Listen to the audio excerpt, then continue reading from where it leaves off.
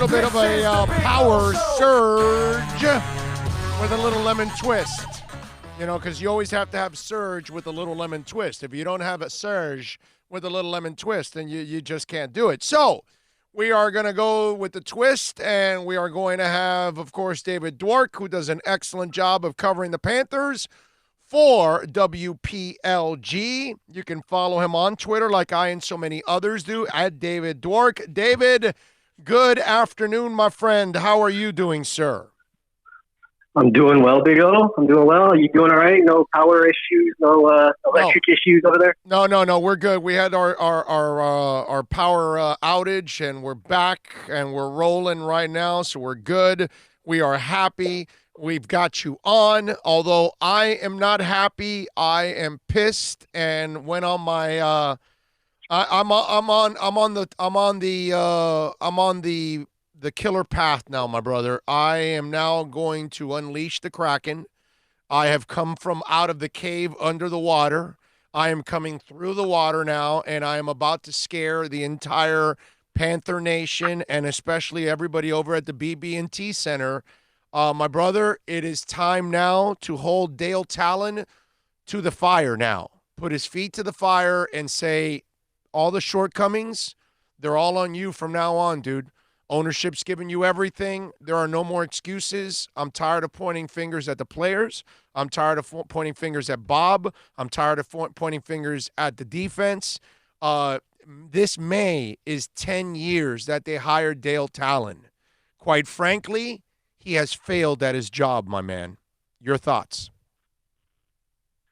My thoughts are that it's been a rough decade, no doubt. And when you think about back at the beginning and the blueprint and all that, and the optimism at the beginning. You remember that first year they got into the playoffs when they bought up to the cap floor. Fleischman and the boys. Fleischman and the boys. Yeah, exactly. And then they started drafting well. They, Huberdeau, Barkov, Ekblad. So it's rough, man. I think not to make any excuses, of course. I think the year that they went all analytical and kind of threw a huge wrench into the issue was a problem. But right now, there's really no excuse. As you said, he's been given the keys to the car and told to drive. He's spending everything that he's allowed to spend. He's brought in the coach of coaches, and it's really time to put up or shut up. And this season, there's been some good signs, but the consistency has been so lacking and right now, it's really hard. It's hard, Big O. Yeah. No, dude, we're at a point where we can't defend the man anymore. You can't tell me about what you did in Chicago anymore. It's 10 years, brother. Think about this, David. What job are you given 10 years to fail, my man? No job is giving you 10 years to fail. He's had 10 years, and there is no progress that has been made in 10 years. Yeah, you found a Barkov, and you found a Huberdeau and a Trocheck, but my man, you haven't maximized them because you haven't put the proper people around them. You don't put the defense. You don't get it done. You don't get the coaches. You've switched the coaches. You've switched all kinds of players. You've done it. It's 10 years. Not even Mike Tannenbaum got 10 years. Nobody gets 10 years. It's the weirdest thing. And if I'm Viola and Sifu, I've got to draw the line in the sand and say, this is going to sound stupid even on my part. But I got to walk up to Dale and say, Dale, in this offseason, if you don't fix it for next year, you're done, bro. Your history.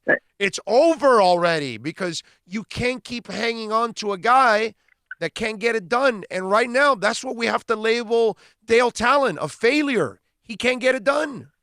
He can't. Yeah, it's not unreasonable for the owner. Because you remember, that decade, there was ownership changes in there. So this ownership group, now getting on with, I want to say maybe the 5th year with Dale. Yeah, from Viner to these guys. Yes, I remember. Right. Yeah. Yeah. So yeah, it's getting to be that point where you can't really. This season, I feel like with the new coach and a lot of new key players, like I'm willing to give that season to see what can happen. But if it's not fixed within the next year, then you almost have to make some changes, you would think, because you can't keep pumping all this money into it, trying to sell fans that have been so jaded for so long and sell them on something new, and the results not be there. David, you get it, and I get it, dude. because at the beginning of the year, you and I are trying to sell Panthers, and what do we get from the fan base on average? Oh, come on, guys. This is every year. You guys sell me the Panthers, and it's the same team every year, and they try to hype it up, and they fall short. And, you try to tell them, no, this might be different this year, but they're all right. All those people are right. And again, it's the same Panthers once again. It's teasing, it's talking it up. Now you get Quenneville, now you get Bob, and you still are the same team you've been for 20 years now. Same team. Every once in a blue moon, you'll make the playoffs. That's the other thing, David. A guy yesterday goes, well, we're not that far. We can still sneak into the playoffs. And I said to him, dude, sneaking into the playoffs is not the plan. That's not what this team is about. If they get into the playoffs and get eliminated in the first round, it's another failed season, let me tell you. I can't imagine that Viola and Sifu are paying to bring in Quenneville and Bob to get eliminated in the first round. There's no way that that's the plan. And there's no way anybody in that building could be even happy with a first-round exit. So getting into the playoffs is not even enough for these Panthers. You agree or disagree on that? No, for sure. And I think that's why if you ask anybody in that room or even Q, like they're not going to talk about seedings or whatever. They're going to say, we need to just get in. Because they know once you get in, that's where the test lies. They know that a first-round exit, if they do what Tampa did last year and all the hype that Tampa went into the playoffs with and get bumped out in 4 games, it's not going to help anything. Like there's not going to be any progress to be felt at the end of the season, because no matter what you do to get in, if you don't do anything with it, if you've been building all year and you've been trying to gain these systems and trying to learn and get it to be muscle memory, so that when you're on the ice, like everything just flows the way Q wants it to flow. If the end of the season ends in a poof, in a first-round exit, like it sucks to even say that right now because they're not even in a playoff position. Right. And we're talking about the failure being getting out of the first round. Right. But at the end of the day, like this team, this roster with this coach, they should absolutely be good enough to get in and get out of the first round. And I'm hopeful, Big O, and I know you are as well, that they get it straightened out here in the second half. Maybe Dale pulls off a move at the trade deadline. We still have about 30 games left, so it's almost half the season. It's not a short amount of time. They can get it fixed, but God, they really need to. Well, but it's what I told you the last time we talked. We're now asking for them to completely change who they are, and now it's even less time than the last time we talked, that they're all of a sudden going to show us the characteristics of toughness, the characteristics of that grit that you need to fight for 60 minutes and win these games, and great goaltending and great defense and all of that. I just don't see this team all of a sudden going from day to night. What they are up until this point. I just can't see a difference at this point. That's where I'm at. I'm at the point now where I've almost pretty much given up on the season, because even if they happen to sneak into the playoffs, I'm looking at now the top 5 teams, and they're not beating any of those teams in 7 games. I just don't see it. I don't. The Big Four, now I threw Columbus in there as number 5. I don't think the Panthers could have any shot against those teams in a 7-game set. I just don't. I mean, first off, getting from here to there is going to be a test in and of itself. Yes, it is. I mean, you mentioned Columbus. Like, they've been playing really well. They just lost one of their key defensemen. Seth Jones is out. So, you have to – Montreal was making a run trying to climb up the standings, and they lose Shea Weber. So, things happen. The Panthers, I mean, we've seen pockets of it throughout the year. A big pocket of it, they were scoring like crazy. We saw a little pocket of it where Bob's been playing really well before the break. Now he's starting to get back into that form. It's just they need to get it all on the same page together. They need to be that team that's scoring 4 goals a game while they're still giving up around 2.5. And they can't. They just can't do it at the same time, which is the biggest frustration for me. Is like I see it there. I see a good team there. It's definitely, and they're certainly busting their ass to get there. I mean, you watch these guys in practice, and after games, they're so into it. They're so frustrated. It's not like they don't give a shit. It's just so frustrating because. By the way, isn't it nice you're not on radio and you can say that word? It's nice. Yeah, I almost said it earlier and I didn't, and then I thought to myself, I'm like, yeah, wait, I can't say it first. Yeah, you can. There's no dump button here. We don't need it. We can actually express ourselves, because there's a lot more words that we want to say than the S word. You know what I'm saying? Yeah. With what's going on here, I think we want to say a lot more than that. But David, when you walk into that locker room, are they feeling our pain? Are they as disappointed in themselves as we are disappointed in them overall? That's what I want to know. After any tough loss this year, especially recently, like you can feel it. The guys that are in the locker room, because usually after a loss, it clears out pretty quickly. The guys that are in there, like the Barkovs, the Dadonovs, the Ekblads, the Trocheks, those guys are always hanging out at their lockers afterwards, just kind of stewing. Like you know they care. After a tough practice, if you talk to any of the guys, they'll look you dead in the eye and tell you how much they care. But at the same time, one of the things that I like is that they don't drag it with them on. Like, after a tough game, you expect the next day, I get in the arena, I'm pissed off. My head's moving all over the place. I'm wondering what I'm going to talk to these guys about today after such a crappy game shitty game last night. Boom. And, no, they'll be up. They'll be moving on. Like Q does a really good job of keeping them positive. So the question that I always wonder about is it good to just kind of move on from that shitty feeling after a game where you're really like angry, you're really pissed off? Because for me personally, I get motivated when I get angry, and so I wonder like how much motivation lies in that, and how much do you want to hang on to that anger? Because like they'll show their emotions after any game for sure, but at the same time, like, do you want to be in that upbeat system as you get throughout the week, as you're moving to the next practice, or do you want to kind of dwell on it a little bit? I guess that's something that the coach has to decide. But, for me, I'm kind of good with the dwelling for a little while.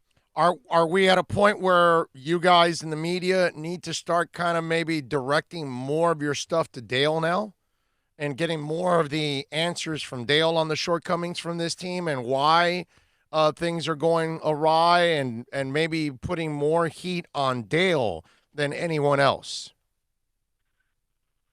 I think that's a question for 2 weeks from today, the day after the trade deadline, when we know what we're going into the playoff run with. Because up until this point, I really think that the team he's constructed should be able not only be a playoff team, but be one that does some damage. I think that it's been a little convoluted, and we've seen some confusion on the ice. We've seen, the last time we spoke, we talked a lot about how inconsistent they were playing. And it's something that's just become a trend. So I don't know how much of it lies on Dale at this point, because I think in the last year and a half, he has done everything within his power, I think, to put something good together. I really think this team was one that was going to be able to do something. And I still do, given time. However, time is something that these guys aren't afforded. So how much of it's going to fall on Dale? I think that once the season ends, it's going to be a question then, because then he's going to have some questions to answer with whatever free agents he keeps, whether he trades Dadonov or Hoffman or not. He's going to have to deal with those as free agents in the summer. We've seen him go after two max players in the last year. Last summer, he went after Panarin, who ended up signing a huge deal. He went after Taylor Hall in the trade, who ended up in Arizona. Those are two players that are going to, earn $10+ million a year, that he's going after even after getting Bob and making all the moves he made last year. So he's got big aspirations. I think he's trying to pull off another big move or two. So when it comes to Dale, I'm really curious to see like what he's going to be pulling off in the next couple of weeks for this season, and then he's got a big summer coming up as well. As a writer, how much would you give to sit down with Vinny Viola and pick his brain right now and see what he's thinking? Yeah, that would be fun. Even Dale, to be honest, like either of those guys, I'd love to just get an honest assessment. But Viola pays Dale, so that's why I'd like to know what Viola's thinking right now, because if I'm the owner, I got to be thinking, well, wait a minute, hold on a second. I've given you every resource that I can possibly give you. You wanted this coach, you brought this coach. You wanted this goaltender that's going to be a terrible contract. And they know it. That's the thing that's amazing about when they signed Bob, the ownership group knew that the back end of that contract is going to be a freaking cancer.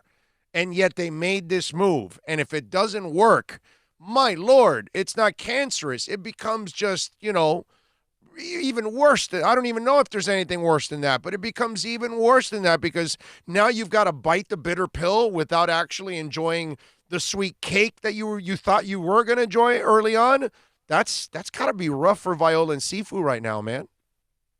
Well, you wonder, because these were investment guys, so they plan out what they do with their money, and they have their projections. So you wonder when they went into this year and they said, okay, we're going to let him spend all this extra money. We're going to invest in our team. What kind of timeline did they have in mind to start seeing some kind of return on it? Were they expecting something this year? Now, that's the question I'd really like to ask him. Like, what you put all this money into it? what are your expectations to get back out of it? When are you expecting to see something? And yeah, are you happy with where they're at right now? So yeah, actually, it'd be really interesting to get his take on that. And remember, you win, the arena's packed, and they're buying more jerseys and more shirts, and then it's not so bad. But when you're not winning and only half the arena's full and they're not buying nearly as much jerseys and shirts and liquor and all that, you're not making the same kind of money. So right now, they've got to be losing a ton of cash right now because they have not excited the community. They've got their hardcore hockey guys and women that are going to the games. Those folks are going to go no matter what. But that fringe group that they wanted to bring in, they failed to do that this year, unfortunately, David, because they're not winning like they should. Yeah, and I think a big indicator to that, Big O, to your point, is right after the break, when they were on that big winning streak, the crowds still weren't coming. I know. And I mean, for different visiting teams, like they'll pop in there and you'll see like those pockets of the upper deck that are normally empty start to fill up a little bit. But I think the fans are just so spurned to this point that they really need a little bit more than a couple of weeks of success to buy back in. And there's so many of those fringe South Florida fans because there's so much other things to do down here that people really need a reason to give you their time down here. And for those people, I think that they're going to have to see a bit more. I think we get to the playoffs, then we can start talking about, 15, 16, 17,000 again. Oh, yeah. And that'll be awesome. Let me tell you, David, you need a whole season of playing really well and then a deep run into the playoffs, a second, third round appearance. And then the following year is when you'll see the crowds respond. And that's if you come back and play well to start that season. And then I think is when it takes off. But until you do that, nobody's going to believe that you're for real. And even when you have a little success, like you were saying, the streak, they look at it as an aberration because I get it from my buddies all the time. Oh, yeah, they won a couple games. No big deal. They'll go back to being the Panthers because that's kind of what and sure enough, they went back to being the Panthers. And you can't argue with these frustrating. People. Yes. Because you want to defend the team. Like, you want to say, no, this is why it's different. But they got to back it up. Right. And they fail to back it up every single time. And those moments when they have a big game come into town and they have that big moment, they lose that game and they lose that crowd. And then you don't get them to come back. And that's the problem. And the other caveat to all of this, you deal with the other team down south that does things the right way and they turn things around quickly and they're not going to suck for long because Pat Riley will not allow that. And that's what you're competing with during your winter sport. So you look at one team that is nearly impeccable, which is the Miami Heat, and then everybody else in town, because it's not just a Panther thing. It's a Marlin thing. It's a Dolphins thing. All the other teams are trying to figure out and trying to be the Miami Heat, basically. No, there's only one Pat Riley. Yeah. So. Yeah, but dude, we thought we had our Pat Riley and Dale Talon. That's what I was hoping for, man. I was hoping we got our Pat, and then we get Quenneville, and now I'm getting Orgasmic, and it's not happening, bro. And it's like, damn, man, this is painful. You have me thinking though, like if they do somehow, get it together, do that playoff run, start earning those fans back.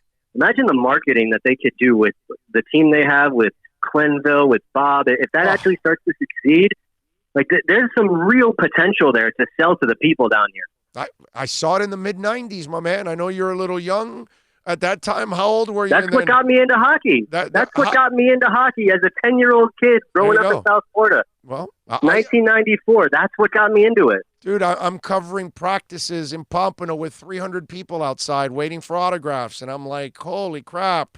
While you're 10, I'm working. So, I'm old. I'm working now, brother. Come on. I know, but while you were 10, I'm telling you, I was on the beat doing that, and it was great. It was I still say to this day, that's my favorite year and team to cover was that Stanley Cup year because I was a beat guy for QAM at that time. And that still, to this date, as a reporter, is my favorite year to cover in all of pro sports. And I'm a football guy, but there's nothing like hockey people. Hockey people are the greatest human beings on earth in sports because it's the same guy, win or loss. They treat you the same way. They're They're just awesome. They make your job a lot easier because they can even handle, most of them, of course. Not everybody's perfect, but on average in hockey, they're really good in wins and in losses, and that's something that They're learned. real. Yeah, they're real, man. And it's really easy to root for those people. And that's why, again, that's probably there's a part of me that roots for them and then tries to hope that they're bouncing back every year, because I witnessed what happened in the 90s, and they can recapture it again. But you got to show the consistency that they showed in the mid-90s. That's all, and they have yet to do that. They can't do it in a season. They can't do it for multiple seasons. It's a shame. I'm not giving up hope yet. They got a good chunk of this season left, so hopefully our next conversation will be a positive one. Yeah, I'm hoping they can they turn this thing around. All right, David, what are you working on PLG, of course, and Chirping the Cats, the podcast? Actually, brother, I'm going to be hitting the road in a couple of weeks. I'm heading out to Vegas and Arizona with the podcast. Gonna do a little bit of a road trip with it. Follow one of the younger players around to kind of experience those buildings together. So I'm pretty excited about that. That's going to be pretty cool. I've actually not been to Vegas as a legal adult. I went there as a teenager, so I haven't even been to Vegas yet as an adult. So there's a little extra incentive for me to have a little fun when I'm out there. There not too much, but wait, what happens in Vegas stays in Vegas, so you're good. Don't worry about it, okay? Yeah. Follow him on Twitter at David Dwork. He does an excellent job as always. David, thank you, my brother. Thank you for taking some time. You're a stud. Man, for you anytime, brother. Take care. You got it, baby. Be good. There you go. The great David Dwork talking little Panthers with us. It's a shame. It's painful, man. It's painful. I really want them to succeed, and they can't. And it's tough. And I'm sorry, but it's time to go after Dale Talon. And I hope the people on the beat start putting the pressure and start writing about it and start calling the man out. It's 10 years, man. It's 10 years. There's no way you're allowed to fail at your job for 10 straight years. No way. It won't happen. In hour number 4 on the program, we are going to talk to Jordan McPherson here at the top of the hour. We're going to talk a little Marlins. How about that? Get a little baseball too, because Rob Manfred he was ripped by Trevor Bauer, and they really came up with some crazy stuff about the playoffs. So we'll get into that with Jordan, and we'll get his thoughts on the Marlins also. So we'll get a little Marlin love for you out there. Andy Behrens is going to join us at 2:30. He is going to join us on fantasy basketball. So if you have a fantasy basketball question, send it in on the YouTube chat board. Remember to give us the thumbs up while you're watching. Send it in on the accidentlawfirm.com text line, 786-322-1105, on Twitter at Big O Show. Many different ways you can send that fantasy basketball question to us. And, of course, we got Bill driving the program. We'll take you till about 3. If you want to get in, you've got the number for the accidentlawfirm.com text line, the Twitter, YouTube, all of that. Let's take a break. Back with Jordan McPherson from the Miami Herald. We talk a little Marlins baseball next. America's safest and best-selling compact luxury SUV is at Acura of Pembroke Pines, and this is how we do it. RDX, $339 a month at Acura of Pembroke Pines, the #1 volume Acura dealer. No one expects to get into a crash, but I expect you to go to accidentlawfirm.com if you do. Make sure when hiring a driver, you go through a rideshare app so that you can be covered by the insurance, which can be up to $1 million whether you're a passenger or a driver. In other words, don't try to save a few bucks by paying cash instead of going through the app. I'm attorney Bobby Nunez from Nunez Law in Miami, and we're here to help you through the process. Go to accidentlawfirm.com for a free consultation from me, Bobby Nunez. That's accidentlawfirm.com. Thinking about buying or refinancing a home? Act now. Home values are ticking up. Don't put off making a move any longer. Call Michael Kodsey now at Choice Mortgage Bank, 561-441-2730, while mortgage interest rates are still at historical lows. Call now to get pre-approved and buy your dream home. If you're currently paying over $800 a month for rent, call 561-441-2730 now before interest rates go up. Down payments as low as 3.5%. Veterans may qualify for no money down. If you own a home, but you're upside down, Michael Kodsey can help. If you're being denied by your bank or your loan process is taking too long, call 561-441-2730. Act now while fixed rates are still under 3.5%. Offices in Boca and Boynton Beach. Rates and terms subject to change daily without notice. Equal housing lender. NMLS 122081. The world's biggest band is coming twice. Metallica. Headlining the Welcome to Rockville Music Festival. 2 different nights, 2 different sets. The weekend of May 8th through the 10th. Go to welcometorockvillefestival.com for all information. Get your tickets on sale right now. The one, the only Metallica. Go to welcometorockvillefestival.com.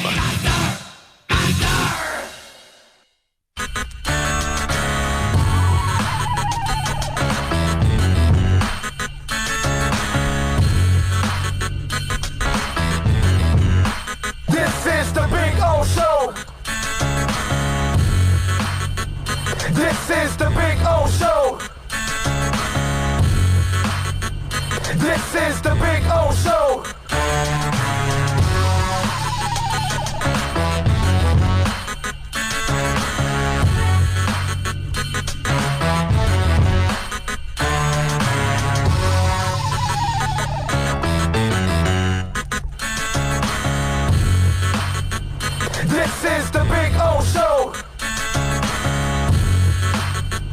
This is the Big O Show.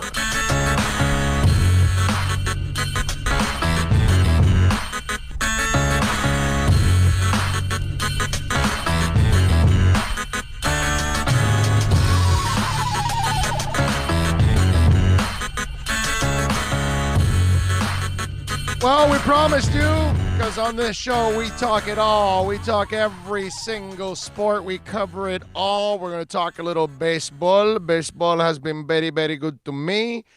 Jordan McPherson does an excellent job of covering the Marlins on a daily basis for the Miami Herald.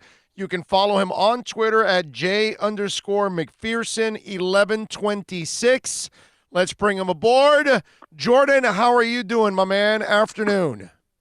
I'm doing great. How are you? I can't complain. Now, 1126, is that a birth date? What's the significance of 1126 after McPherson? You hit the nail on the head. It's my birthday, November 26th. Okay. All right. I figured it would stand for something like that. Now, were there a lot of J_McPhersons? So you had to add the numbers? I'll be honest, I can't remember off the top of my head. It was always a habit when I was younger to include my birthday and everything, just to simplify everything and make it easier for me to remember. So I just ran with it. Okay. All right. Good stuff. All right. So you were out there just like we were for Fan Fest. Were you as shocked as we were at the amount of people that went out there? Because I thought it was a great crowd, considering everything that's gone on.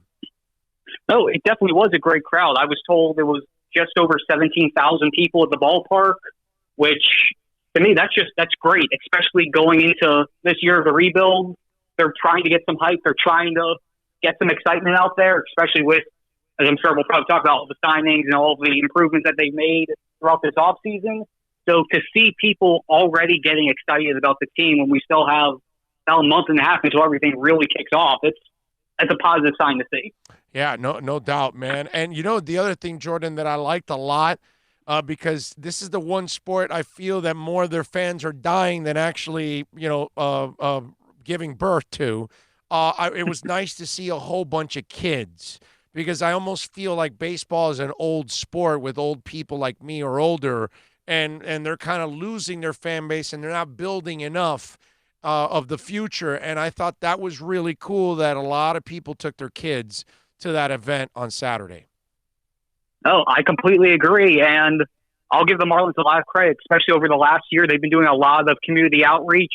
I mean, the day before FanFest, they were at, I want to say, 5 different events throughout they had 4 events in Miami, community service events, and they had one with a bunch of their top prospects from their captain's camp up in West Palm Beach. So even just the day before, knowing they were going to be at the ballpark all day, they were actively out in the community. Every player from the team showed up to at least one of the events, and they're trying to do what they can to start breeding the next generation of baseball fans, whether it's Marlins fans or not. Obviously, they prefer them to be Marlins fans, but they're trying to do what they can to get that next group out there and start loving the sport that you and I both do as well. All right, so let me ask you, Jordan McPherson, of course, from the Miami Herald joining us. Jordan, what's the realistic improvement? Because, I had Craig Mish on the show when we were out there, and we were he was thinking you got to improve at least 10 games, get into the 60s, possibly even 70 mark. How realistic is that, do you think? I think it's possible. I mean, they definitely, obviously going 57 and 105, you have to go up from there. There's no excuses otherwise. But I would have to agree with Craig. I mean, if they could somehow find a way to pull into the 70 range, I think that would be a tremendous win for this year. And really, it'll depend on, in my opinion, what they end up doing later on down the road. I mean, they signed a bunch of guys, a bunch of veterans to one-year deals, similar to what they did last year. It's just a matter of how much between those veterans and all of the guys who went through their growing pains last year, how much they take a step forward. And ultimately, what the team does at the trade deadline. If they end up flipping most of their team and a lot of the top prospects don't show up as much as they expect, it could be tough to hit that 70-win mark. But if you have a Sixto Sanchez who makes his debut and being splashing like we saw in the minors last year, if Isan Diaz actually turns it around, if Brian Anderson continues improving, if Sandy Alcantara keeps improving, 70 wins seems like could be feasible. Who's the guy you're most excited to see out of these young cats taking the stage this year? From the young guys, I'm really excited to see Sixto Sanchez and Edward Cabrera. I saw both of them a couple times when they were in LA last year, and they Jordan, Jordan, your phone's breaking up a little bit. It was hard to understand the last sentence here. Say it again. Can you hear me now? Yeah, go ahead. All right, so who are you looking forward to? Perfect. Oh, definitely Sixto Sanchez and Edward Cabrera, the two pitchers. I saw both of them when they were in the AA level last year, and I mean, granted, yes, it's AA, but they had the stuff. I mean, Sixto Sanchez, has a chance to throw high 90s with a pretty good changeup and slider, and Edward Cabrera has a good 4-pitch mix that looks like if he can control his command just a little bit more than he did last year, he could definitely slide into a number 2, number 3 role in the rotation in a couple years. So if both of them end up making it to the big league roster, I don't think they'll make it opening day, but somewhere around that June, July mark, we could see both of them slide into the rotation. That can seriously give the Marlins a little bit of an extra boost on the mound. What do you think about either Jazz or Monte Harrison out of those cats? What are you expecting from those young guys? I'm expecting to see Monte considerably early. I mean, if he didn't deal with a couple injuries that he did last year, he would have been more than likely a September call-up last season. So I think if he doesn't break camp on the Major League roster, it'll probably be about a month or so before we see him with the Marlins. With Jazz, I like the kid. He seemed to improve a good bit after he got traded over to the Marlins. It seems that their hitting coordinators in the minor league were able to help him with cutting down his strikeout rate. Mm-hmm. But the problem for him is he hasn't gone past AA yet. So, and with the fact you have Miguel Rojas and Johnson VR and John Birdie who play that shortstop and second base role, I think they're going to go slow with him. Maybe he'll get a chance as a September call-up, but I would think by 2021 it'll be his chance to finally have a chance to shine in the big league. Jordan McPherson, by the way, does an excellent job of covering the Marlins for the Miami Herald. And, of course, you can follow him on Twitter at J_McPherson1126.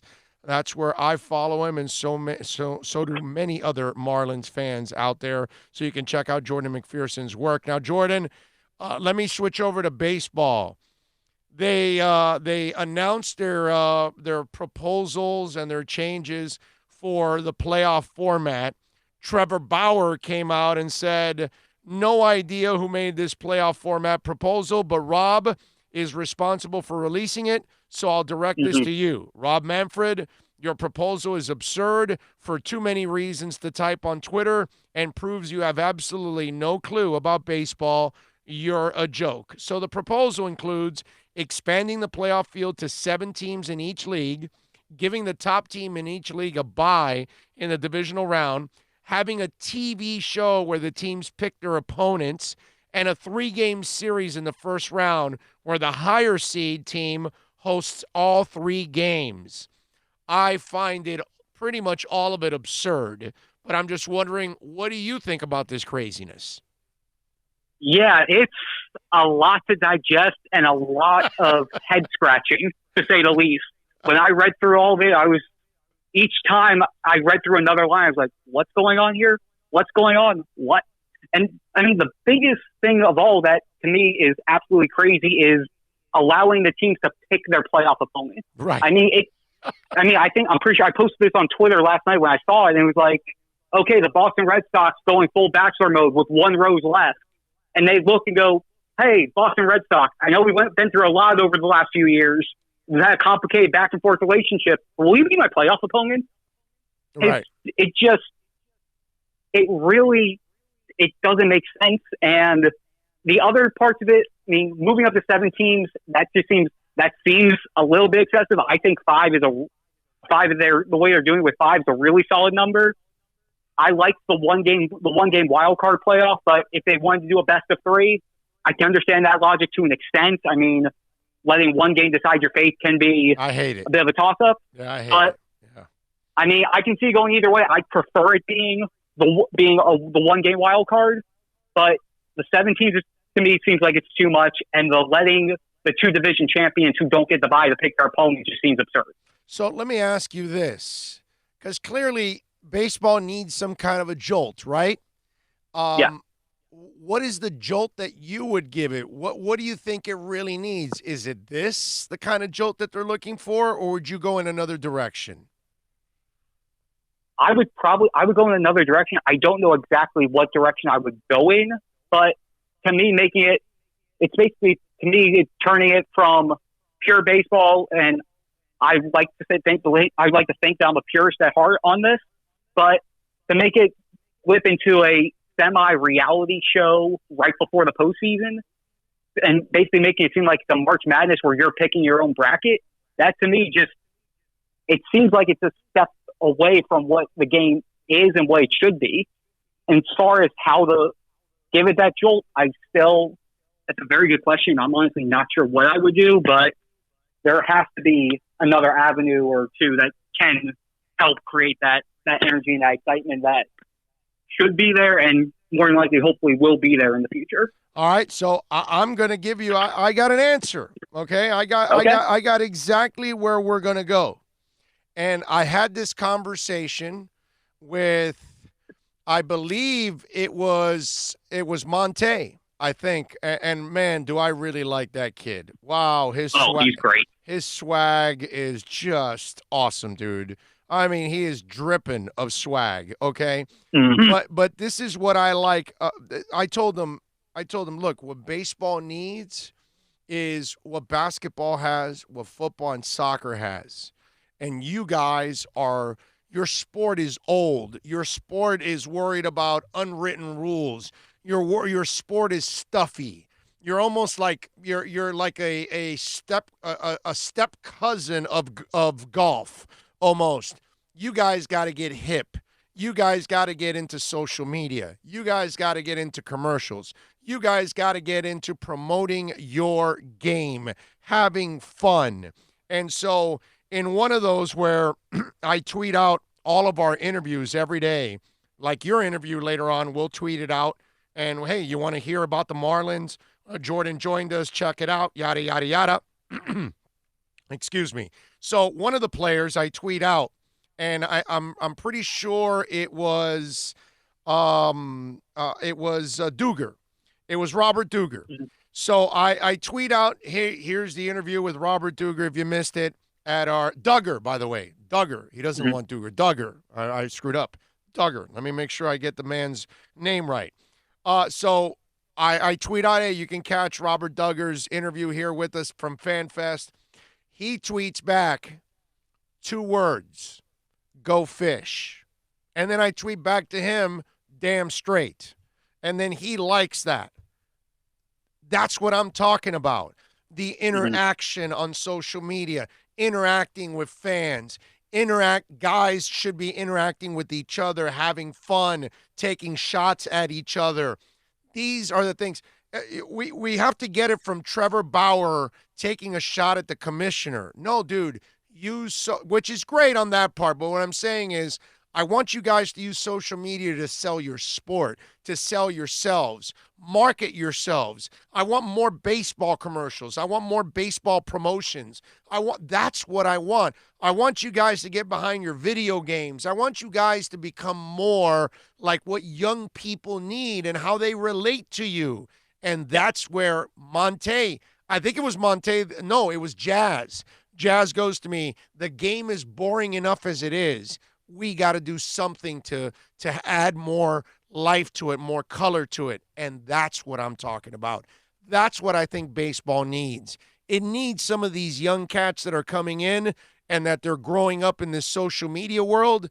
They need to do a lot of what football, basketball, and soccer is doing. Because, Jordan, I've said this before, we're in the 20s right now. When we get to the 30s, I promise you, the MLS will move in front of MLB because soccer's already moved in front of baseball for young people, not in general, but young people. People under 25, they're going to want to watch international soccer over baseball any day of the week and twice on Sundays. Baseball's got to get hip. They're not hip. They're old like I am. That's not good enough. What do you think? Where you at? No, you're definitely right. And social media is a very good avenue for it to go. And yeah, you're right. You don't see enough players doing it nowadays. You have some of the big guys. You have the Trevor Bauers, like you said. There are a couple Marlins players who do have some good back and forth. Miguel Rojas is probably the biggest example I can think of from the guys who I interact with on a day-to-day basis who are starting to understand that and starting to move beyond just the playing the game and doing everything at the ballpark. We're figuring out ways to get out there and reach people throughout the social media and the internet. And that's hopefully we can start seeing more of that as this year progresses, as next year progresses, and hopefully that can be that first step to start bridging that gap between the traditionalists who have been following baseball for years and years and years on end, and the new group, the people who are the up and coming generations who are starting to get to it, but are also attached to their phone almost 24/7. So do old stodgy baseball people, do they get this? Do they understand? Will they allow their players to be more about that? And, you know, we've got to get to the point where all these unwritten rules, you got to stop, dude. You got to let guys have some fun, add flair to the game, let them flip the damn bat. Who cares, brother? I mean, it's a game. Finally, the NFL, let them celebrate touchdowns. We were at a point like you can't do anything, and it's ridiculous.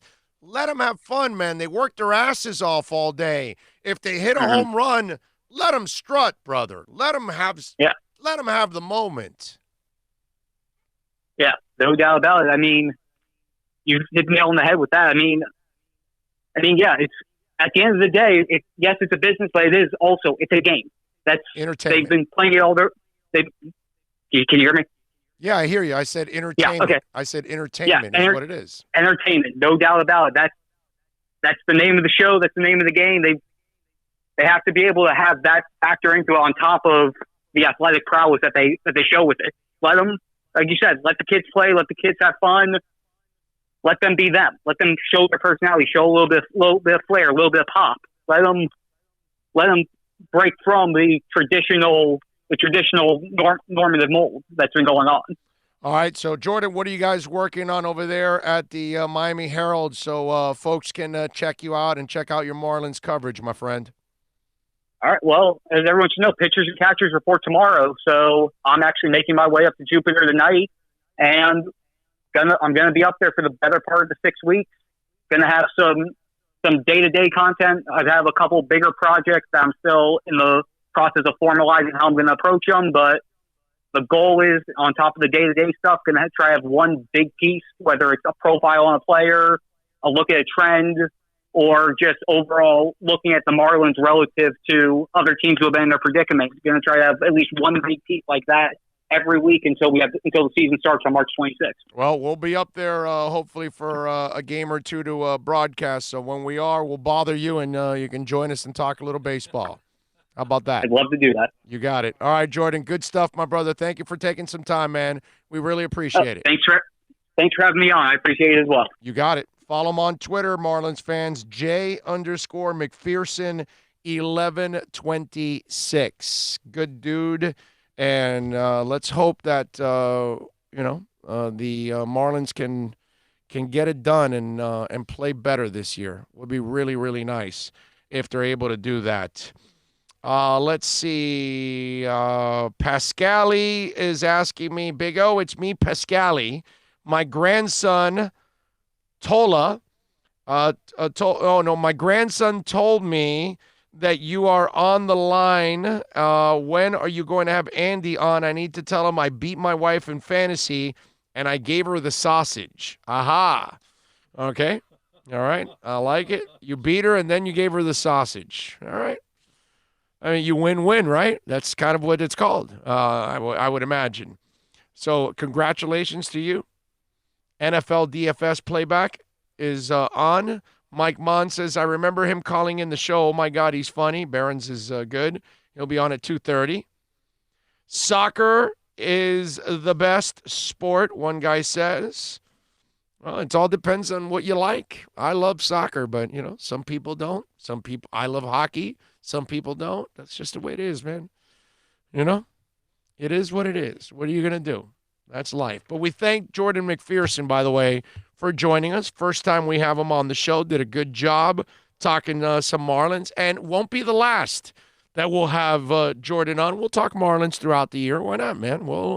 We will talk every single sport like we always do on this show, man. I've never been a guy that's, not like any other sport. I like all sports. During the Loria time, yes, they got banned. But, that was well worth it, and that was something that they deserved for not working with the media. So why should I work with you if you're not working with me, right? Now, if you work with me, that's the thing is, see, the part that Loria and company never understood was I can do a radio show every day, and I can eliminate a sport if I want to. And I can still do the show with no problem at all. I'm not going to lack any material whatsoever, okay? Talking is not necessarily a problem for me, I can come up with things to talk about. And so I got by for years without talking Marlins. That's it. Once every couple of months, somebody would call in or send in a text, hey, you're not talking the Marlins? And no, we're not. So that's the thing. You got to know your place. And that's what I love about this Marlins ownership group. They're getting it. Now all they got to do is figure it out on the field and make a commitment to winning. But at least for now, they're doing their thing. They're going through their process. Let's give them the opportunity. Let's see how everything develops. And in due time, some of these young guys will get really good, and you're going to have to make a decision. And that's when we're going to find out everything. And we'll know exactly where they stand. But I like that they're working with us. I like that we're going to get to bring on players so you guys get to meet them and talk with them. Hey, man, we had a blast on Saturday. The guys could not have been more nice, cool. We joked around with a lot of them. I mean, it was a great vibe on Saturday. Even Mike Hill. Yeah, Mike was great. I mean, Mike was great. Everybody. Mike was great. From the Marlins organization, even the security people, the people. Everybody's different. It was different, man. It was really awesome. Yeah. It really was. Yeah, it a was great great. experience. It makes And you. like It we makes you talked want them to. You want them to succeed. You want them to go out and have success on the field and kick ass. When you do things like this, it's it's a good vibe. You don't want them to fail. You don't. Nobody want. Most media members are not looking for a team to fail because it's boring, bro. It sucks to have to go ask them about their failures. Think about your lowest moment when you failed doing something. Do you want somebody asking you and bothering you about it? No, not really. You don't. Right? It's not fun. No, that's what we do with them. And they don't. We don't want that. It's no fun. It's no fun. No fun going after Dale Talon now. But Well, it's like that day when we got done with it and we're packing up and breaking everything down. Looking forward to doing this again with yes, Really, definitely. it was a great experience. It was an excellent experience. A lot of fun. But that playoff format, that stuff that they came up with, I don't know what the hell they're smoking. I don't know what Rob Manfred Mann is smoking. Okay? But whatever it is, it's really good stuff. I got to say. You cannot have a team sit. You got to play games. Yes. It's a disadvantage. Yes. For the number one team. Yeah. No, and a team gets to pick their opponent. How cheesy is that, bro? Are you kidding me? Come on. And you host all 3 games in the first round? Come on, man. I mean, are you kidding me? It takes away the validity of 162 games. This is what you did, 162. This is where you're seated. Yeah, and now this is who you play. And half the teams are going to make the league, the playoffs now. It's not as. That's the reason why when we look at the NBA season, we go, it's not that important, because more than half the league in the NBA make the playoffs. There's 30. A lot of times, and 16 make it. A lot of times, sub 500 teams make the playoffs. Right, and remember we had this conversation recently that I told you that if you notice, you look at the 5th and 6th seeds in the NFL when they make the playoffs, they're so bad that they really don't even deserve to be in the playoffs. Like when the Dolphins have snuck in and they're the 6th seed, they suck. They don't.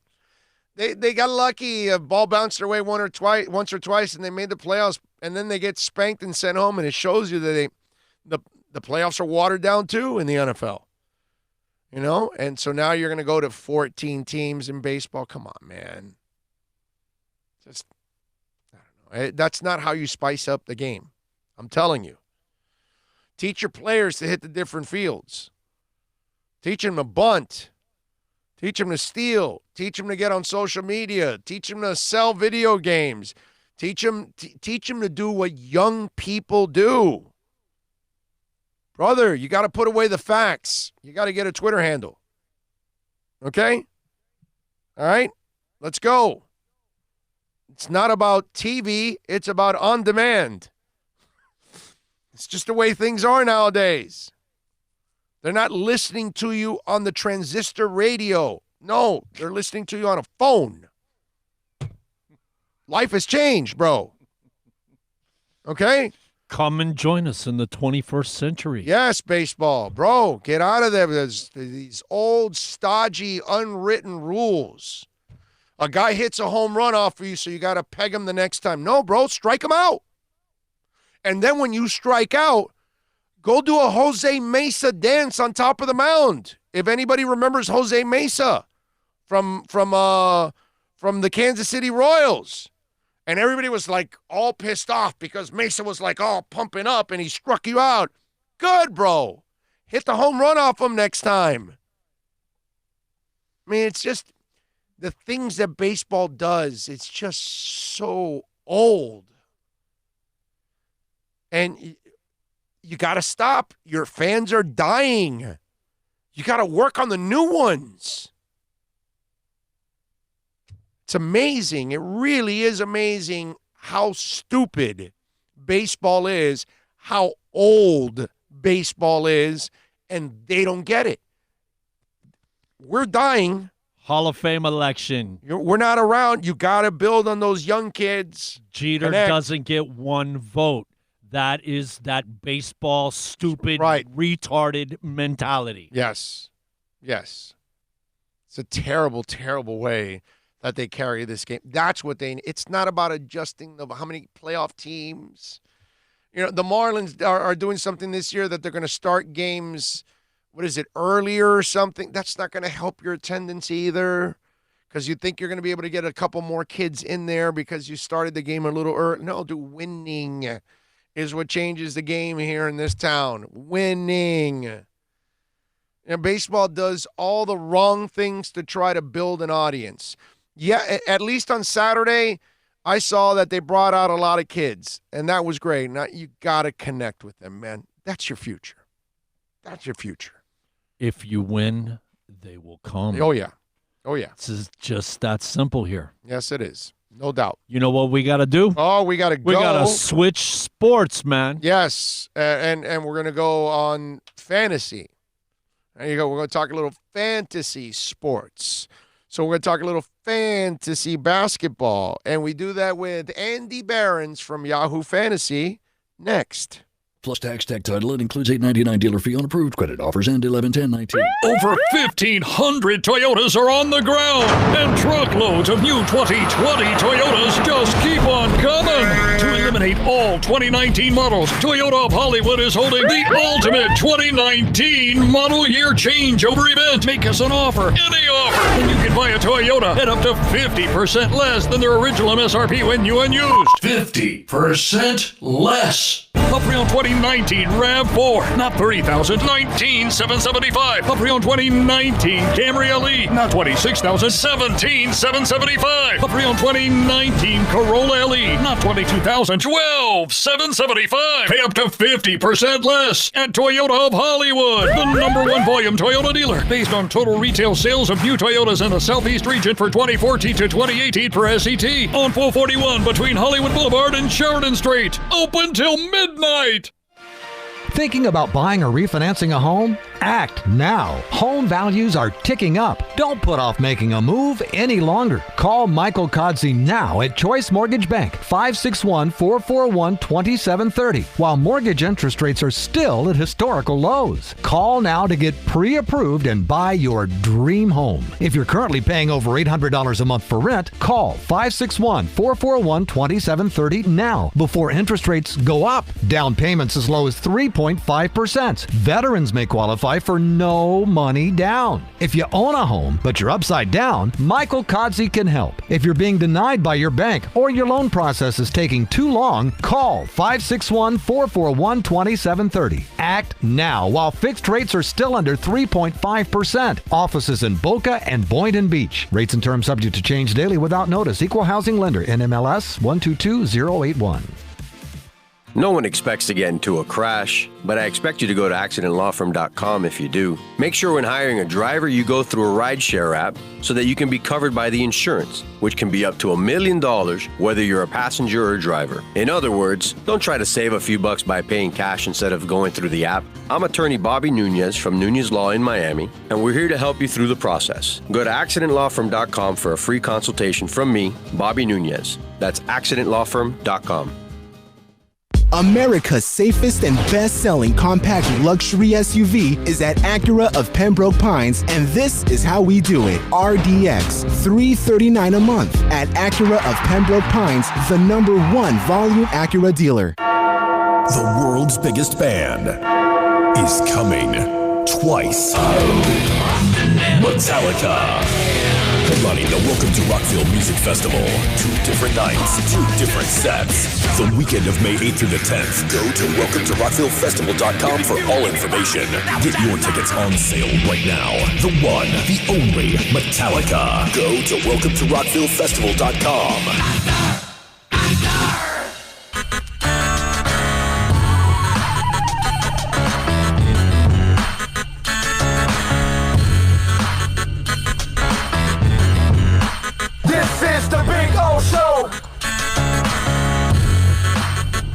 This is the Big O Show. This is the Big O Show.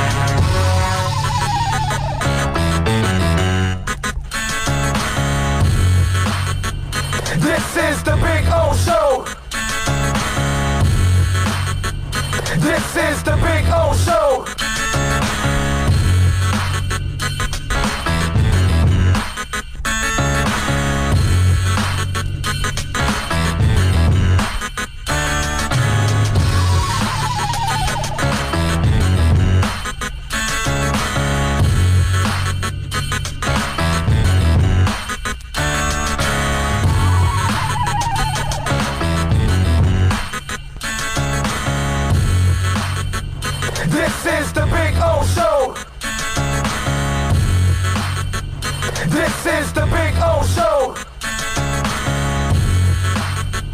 This is the Big O Show. This is the Big O Show. All right, we are back.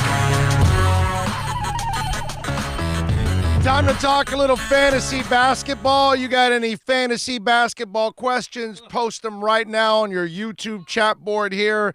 You can send them in on Twitter at Big O Show. You can also send them in on the accidentlawfirm.com text line, 786-322-1105. That's 786-322-1105. If you want to get in on the accidentlawfirm.com text line, you can also reach out to us on Twitter.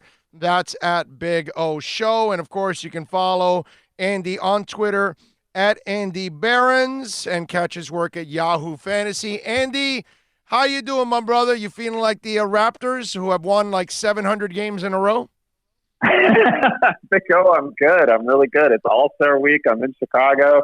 It's going to be fun. It's going to be really fun. I've never done an All-Star Saturday night. I'm going to do that. I've never done an All-Star game. Going to do that. So I'm going to check some things off the old bucket list. All right, that's nice. So Yahoo said, well, you know, you're going to be this fantasy basketball guy this year. We got to send you to the All-Star. What a tough job that is. A little bit of it is me pulling strings at Yahoo, and a little bit of it is just me dipping into, my fantasy winnings to buy some tickets to the All-Star game. I'm doing that as a fan. All right, I like it. All right. So first of all, Malik Beasley, is that a guy you would suggest to folks out there if they got to look for an option? Oh, hell yeah. I think Malik Beasley is one of the clear winners at the trade deadline, just in terms of fantasy value. Look at what he's done in Minnesota the last couple games, 29 minutes, then 32 minutes.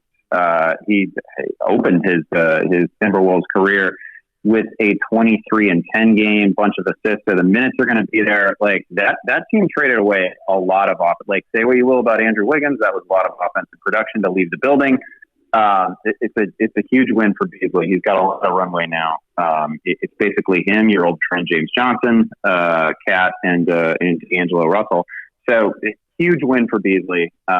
He's still available in over 50% of Yahoo leagues, and I think really needs to be rostered almost everywhere. Well, Gorilla Jay Walker is back. He says, Gorilla Jay Walker wants to ask. Yeah. Jay Crowder or JaVale McGee, and then he says, don't screw it up. That mostly comes down to, what categories you're trying to fill, right? Because JaVale McGee can still have, he can still contribute in blocks, he can contribute in rebounds, maybe not much else. Jay Crowder, as if you're mostly a Heat fan and only a casual fantasy player, you're about to ride the roller coaster. It is the Jay Crowder experience.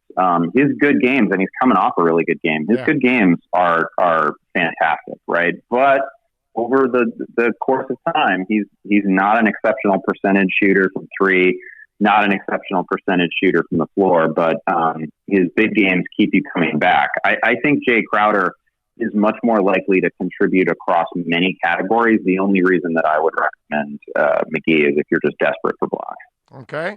Let's see. Lucky the Bookie is asking, who do I start, Drew Holiday or Kyle Lowry? And take Daytona tonight and lay the points. He's also telling us, as Lucky the Bookie that he is. So I don't really. Yeah, I don't follow a lot of Dayton basketball. I'm sorry, but Drew Holiday and Kyle Lowry, you tell me. I hear a lot of good things about Dayton basketball. That's all I'll say. My former colleague Brett Evans, very high in Dayton. I don't want to get on the wrong side of a bookie, certainly. One more thing. Dayton basketball. Anthony Grant, head coach at VCU, Alabama, was with this guy at Florida for many, many years. So there you go. That's a Dayton product out of Miami High. Anthony Grant. Nice. Good to know. Go ahead. This is a weird conversation in some ways because, how are you not where's the league where you can't possibly start both? Maybe it's a DFS play. I do know that Drew Holiday has 2 games coming up before the All-Star. Like, if this is like a weekly fantasy decision where it's what am I doing over the next 3 days in fantasy sort of conversation, Drew's got 2 games still coming up. He's got Portland tonight. He's got Oklahoma City in a couple days, and Lowry has only 1 before the break, so that's kind of a deciding factor. Holiday also just coming off a massive game against some family members at Indianapolis, right? 31 points, 10 assists, bunch of boards in there too. Really solid effort. I'm gonna go slight lean. Like, if we're just talking, a single game, maybe it's a DFS situation. I think I'd rather have Lowry, but obviously for the week, you'll take the guy with 2 days. Wiggins, how much of a winner is he and folks out there that own Wiggins going to Golden State? Yeah, what I'd really be worried about is what it looks like when players start to come back, like when Steph Curry comes back, and what does that look like exactly?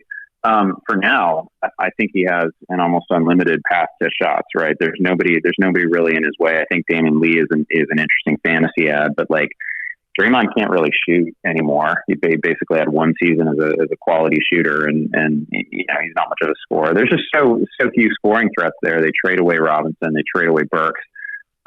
So he's got really a long leash, and he's got a pretty clear path to continue averaging 20 plus points per game.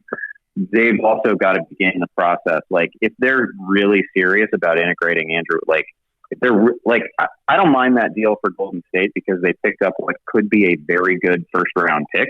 So I totally get it.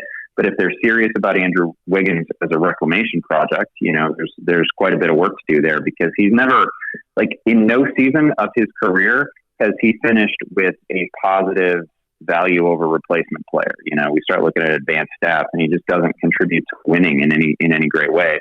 So they've obviously got to iron that out. But he's gonna have an opportunity to take a lot of the shots that he likes taking. That is a team that happens to take a whole bunch of mid-range shots, and that's kind of a Wiggins special. So he gets a long runway here. I think it's going to be really nice, at least until Steph returns, and we'll see what it's like when they get the full complement of players back. I don't think it's going to be great for Wiggins next year, but I think over the next 6 weeks or so, it's going to be pretty nice. Are you believing in Marquise Chris? Not exceedingly so. He's not my favorite ad at the moment. And I know I should probably be saying really nice things about almost everybody who's popping on the waiver wire. I can't argue with the minutes. The minutes have been steadily 25 plus, bunch of double-digit point performances. I think Wiggins is. I think I would definitely prefer Wiggins to him. I feel like Chris's ownership percentage is right around where it ought to be, given his situation. He's closing in on 50%. Not an extremely gifted rebounder, but he's gonna get you a few. He's fine. I wouldn't drop guys I'd continue waiting on. I'm trying to imagine the players that you drop for Marquise Chris. It's like I'd hold on to Capella, I'd hold on to Michael Porter Jr., I'd still hold on to Rashawn Holmes, all those guys who are injured and really irritating you. I wouldn't drop any of them for Marquise Chris. Okay. Let's see. Pascali is asking, Andy, what are the top waiver claims this week? Yeah, now this give him one or two guys that you like this week. How about that? Yeah, this conversation always goes to the depth of your league. Again, Marquise Chris would be a fine short-term waiver ad. I prefer guys looking at Bruce Brown right now. I think he's got a huge opportunity with Derrick Rose out for who knows how long. He's Derrick Rose, right? So Bruce Brown has been a guy who can contribute across many categories, all categories. Really like him. We've seen Gary Trent Jr. step up lately. Anthony Simon's out for Portland, and Damian Lillard has kind of pumped up Trent as well, and he's played some really good games lately. And then I think I mentioned him earlier. Another guy that I really like is Ish Smith. He's playing 30 minutes a night as the starting point guard for Washington. Washington among the league leaders in pace, so there's just going to be a ton of stats there. Shabazz Napier behind him too is going to play plenty, but I tend to side with the guy who's actually starting and playing the most minutes. That's Smith. We've seen him excel for fantasy purposes before. He's going to be really helpful in both points and assists. All right, let me see. I know you got another question here. Mike Monaco is asking Rose, Holiday, Anthony, Peroni, and Lillard. Pick two. Is this? I assume this is just to own the rest of the season. I mean, how does I have no idea, but he just put those names and then said pick two. So I don't know. Well, if it's I mean, that's pretty. Something. I mean, that's just clearly. How does Lillard even stumble into that question? Right? With the role he's on, yes, and Rose is injured. And Rose is injured. He's not only first round. He's not only first round fantasy value. He's just absolutely been binging. I mean, I think he's exempt from questions of this sort. And right. Of course, I don't know which Holiday he's referring to. Assuming he's referring to Drew Holiday, it would definitely be him. And if it's one of the other Holidays, no thanks. I would wait on Rose. Okay, I would go with that. The other thing I was going to ask you, Christian Wood. They finally released the Kraken. Are we expecting? Yeah, it's finally happening. I feel so good about this because I just feel like for 2 months we were talking about what happens if Christian Wood finally falls into minutes, and we were talking about the per 36 numbers. And Christian Wood for like 2 years has been this incredible theoretical player who, if he only got 30 minutes a game, would clearly be averaging 20 points, 10 boards, a couple of blocks. And it's just all happening, right? Like that is basically where he's been at. Had a quiet night the other night, but before that, it was a couple of 20-plus point performances, some defensive goodies in there. I can't begin to explain why there was zero market for Andre Drummond. I don't know. Maybe it's just me being old school, or maybe it's just me being more of a fantasy owner than a real life NBA executive. But man, a guy who's averaging 16 boards a game, I mean, that just has value. That's just a badass number. Like you can't get this. You might be able to, collect enough missed free throws and enough, uncontested boards to get yourself to 8-9 rebounds a game. Mm-hmm. But you can't take 16 boards a game. You can't take even 12 boards a game. To me, what Drummond does well can really contribute to a winning team. I'm shocked that they only got a couple of expiring contracts and a second round pick, but whatever. It's really helped Christian Wood. His minutes are wide open right now. He's going to play as much as humanly possible, and the fantasy lines are going to be great. Follow him on Twitter at Andy Behrens. What are you working on there at Yahoo Fantasy so our folks can check you out, my friend? Yeah, we got our All-Star Week podcast coming up this Thursday with myself and Dalton Delgon. Please rate and review and subscribe. It's been really fun so far. There you go. And follow him on Twitter at Andy Behrens. Andy, as always, studly work. Thank you for taking some time, my friend. Thanks, Big O. Good luck, everybody. There you go. The great Andy Behrens, man. Good stuff as always. Doing a little fantasy basketball. That's true. How do you ask with Lillard with the shooting? That was just like you were just screwing around probably, right? You weren't really serious. I didn't ask him about Halle Berry or Rihanna. It's a pretty good one by you. Yeah, that's pretty good. That's solid. Do you know what's crazy? Looking at the stats, I think Cleveland now has 3 of the top 10 rebounders on their team. Is that right? Oh, I don't know. I didn't know that. I want to say that they have 3 of the top 10 rebounders in the league on their team. Wow. How are they losing? Well, I guess they can't make it. They can't make a hoop. That's why they have all those rebounders. I get it now. Okay, that's what's going on. That's the vicious cycle that they're in. They suck at shooting, but they're great at collecting the rebound. It's kind of like the other day when you watch Whiteside get 3 offensive rebounds, and it's like, all right, way to pat the stats, bro, but, that's not that impressive. Oh, Lordy. Anyway, we got a bunch of people to thank. Manny Navarro, of course.